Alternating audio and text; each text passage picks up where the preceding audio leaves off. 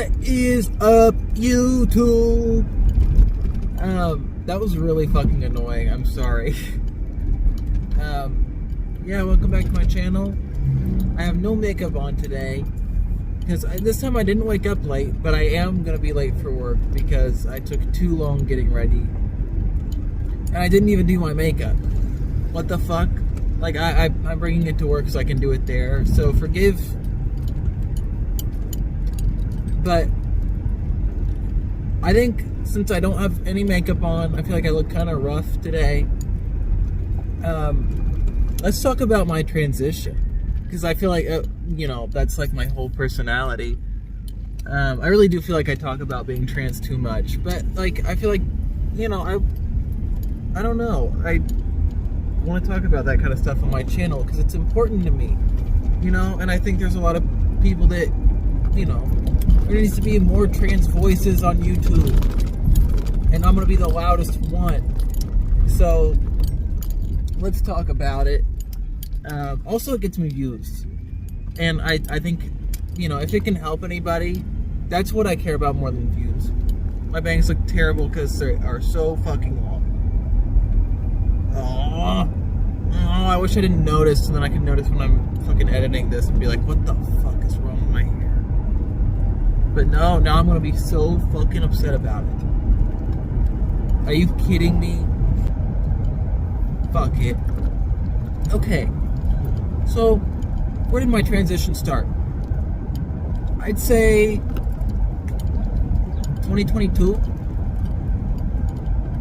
Yeah, I think that's when I really started to think about it. It was like around October of 2022, because we went to a Spirit Halloween, me and my friends, and there was like a skirt, and like I was, on Twitter all the time, and I saw like, I'd see little cute boys in skirts and be like, oh, I want to do that. I didn't know why. I was just like, oh, that'd be funny. I can't wait. That'd be funny. So I bought one of the skirts, and I felt amazing in it. I was like, whoa, I'm gonna wear this all the time, but then I'm gonna make it seem like I'm doing it to embarrass my friends. But really, I fucking love how this feels. And then eventually I started getting more skirts. I like, the skirt that I got was like a, like the Amazon type of skirt, where it was, just black and had the white stripe on it, whatever. And after that, I got some longer skirts from like Ross and thrift stores and stuff. I still have a lot of them, and some of them are really cute, but I just don't wear skirts too much anymore. And the reason that I wanted the longer skirts is because I saw this band, and the lead singer, I thought he was really cool. He was just like wearing a skirt in like the, Kurt Cobain kind of way, where it's like, fuck societal norms, fuck gender norms type of stuff. And I was like, yeah, I like that.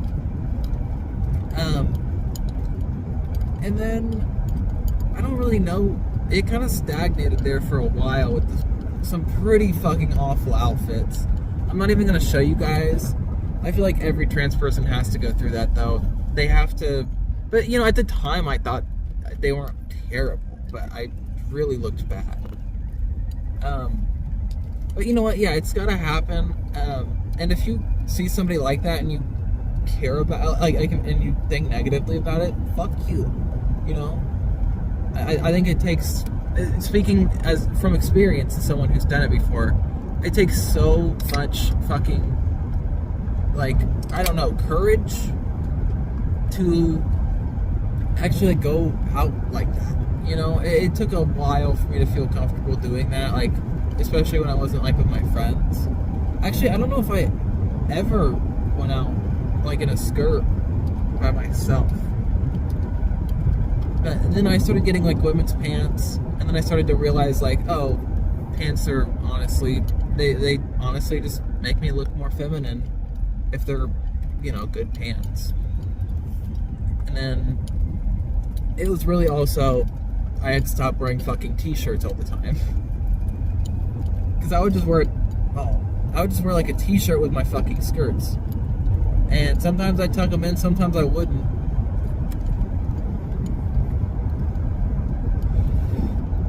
So yeah, if you're in that stage right now, one of my biggest tips to you, go to a Ross or like a Goodwill or something, and get anything other than a t-shirt.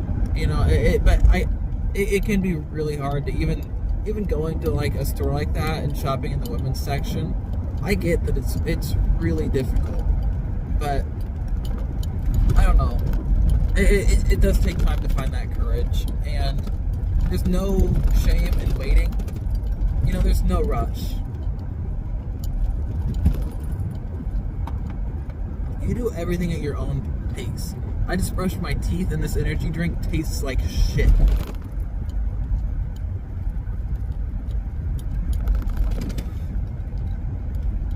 So yeah, where did we go after that? I should have like scripted this. Yeah, I really should have scripted this, because I do want this to be helpful.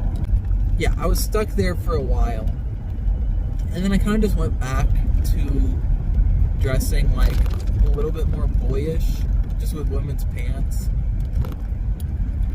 And then I think I was there for a while where I would just wear like, I'd wear like a t-shirt and women's pants.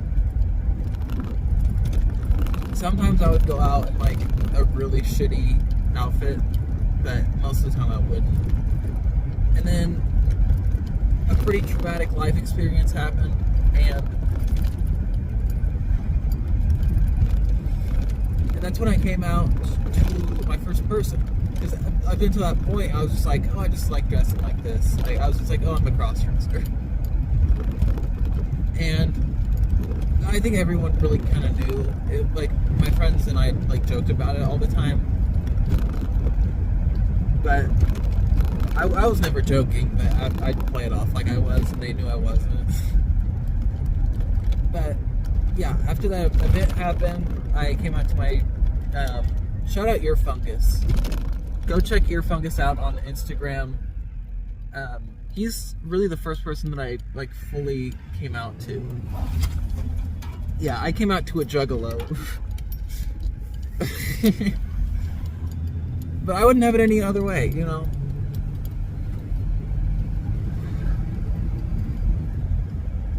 Let me put out my cigarette, get my vape out. And then I think after that, I came out to a few more people, like, slowly, that were like my friends. But it took a pretty long time to come out to any of my family, which is weird because they're all, I knew they'd all be supportive. But I don't know, it's just hard to bring it up. I still haven't talked to my dad about it. So if you're watching this, Dad, I love you and I'm sorry. But yeah, it's just hard to bring up, because I know you'll be supportive too. But the way I did it with everyone else, my grandma was the first one I came out to, and we were just like at a mall or something, and she went into the gender neutral bathroom because it was bigger, like the family bathroom. And when she came out, I was like, I kind of wanted to use that one, and because I was just like looking for an opportunity to like say something to have her ask, and she did. She was like, hey, she basically just asked why, and I was like, well, I don't really feel too comfortable going to the men's room. And she was like, why? And then I'm like, well, I'm not really too comfortable being a man. And then I pretty much just asked her to tell my mom to ask me, and she told me that I asked her to ask, But it's fine, because, yeah, that worked out. And then my other grandma, she was like the only one that I've actually been able to just like be like, hey, I'm transgender. Oh, but I also, that whole time, I was kind of just out as like a non-binary person, because I feel like a lot of trans women, honestly, just a lot of trans people in general do that, just like kind of to ease into it, which is perfectly valid. I think it made me feel a lot more comfortable with it, just like doing it more gradually. And I feel like I'm still, like, I'm at a point where now some people like have a hard time. Like people are just getting used to the they them. And I'm like, sorry, but I feel like for most people, you know, she her is easier, just because it's, you know, something they don't have to think about as much. I don't know, because a lot of people aren't really thinking about, you know, using pronouns too much that aren't he and she, even though they and them are used singularly all the time for cis people, or, you know, just for anybody. So, but yeah, after all that happened, I still for a while didn't really know how to dress, or I didn't really do my makeup, and I didn't really have a good haircut. And then I met my like first real cis woman friend, and shout out to Fard Lover. Check her channel out. She's making videos now. She's really helped me so much. Just like to feel more confident in my like femininity, I guess. It wasn't too long after I met her and like we became friends that I started HRT, which, mind you, this is 2025 that I started HRT. So it was about 3 years of just like stagnant, like terrible outfits, no makeup, they them for like a year. It was rough. But you know, I don't know why I felt like I had to take so long with it. But I did, and there's nothing wrong with it. You know, like I said, there's no rush. Really, just do what you're comfortable with. For me, it was really just, I feel like the biggest part of it was just being around the right people. And not everybody has that. But I think that as a community, trans people are very, you know, like so strong. And you have that strength within you if you don't have the community or like the support group around you to find it in. That strength is within you. But yeah, just being around her, like I learned how to dress a little better. I still could dress a bit more feminine, but you know, I'm working on it because you know I'm still learning. I've learned how to do my makeup. Not that I'll honestly, I'm going to, after I do my makeup on my way. No, yeah, I'm just gonna do my makeup at work. Take a thumbnail picture and clickbait you guys. Sorry. Yeah, you'll see in the thumbnail. And also, you know, I'm sure a lot of you have watched my videos before. But yeah, I've gotten better at makeup. It's really the voice I need to work on. But I think that I think I'm gonna find that when I start. You know, I don't really talk to too many other trans people. Like in my Discord server, join the Fard Nation Discord server. It's been really nice talking to other trans people. And I'm talking to one right now. She is beautiful. She's gonna be my wife.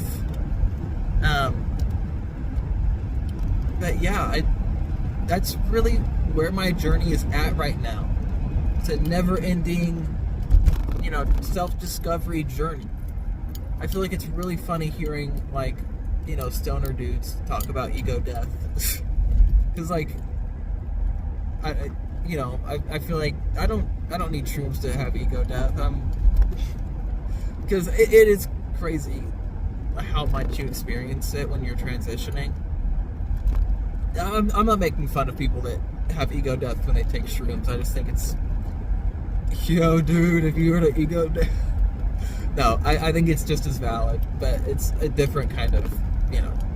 I shouldn't have brought it up. I'm sorry if you're like that, because I love you if you're like that. It's fucking awesome. I love people like that so much. But yeah, like I just have no connection at all to, you know, how I was before. Like it just feels like a totally different person.